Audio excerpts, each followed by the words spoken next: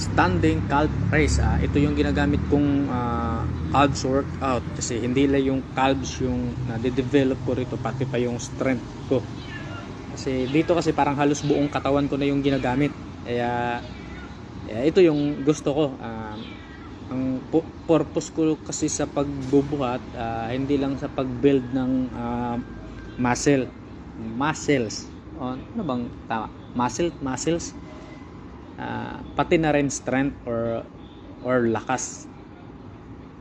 Para pag nag-improve yung lakas natin, magagamit din natin yun sa mga pang-araw-araw nating activities or mga gawaing bahay. Ano pa ba? Basta yun yung yun yung parang main goal ko sa pagbubuhat. Bukod sa magiging healthy, magiging malakas din. Biglang nagyabang. Pero yan na.